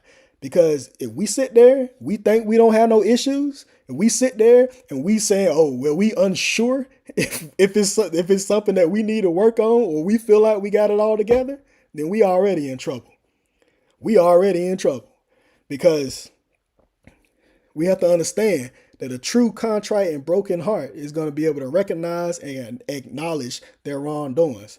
This is something that we always need to be doing, providing we are truly seeking growth. Why? Because we always going to be learning. We always going to be growing. We always going to be going through these seasons of being broken down and being built up. But it's all for a purpose of the growth that needs to happen within us. So the question is, again, are we truly willing? See, the spirit indeed is willing, but the flesh is weak. So it's all up to us on what we are truly going to do. So just keep that in mind. But with that, hopefully someone was edified by this teaching, and we got some understanding on this lesson and what we actually need to be doing. So with that, I'm gonna close out this teaching right here.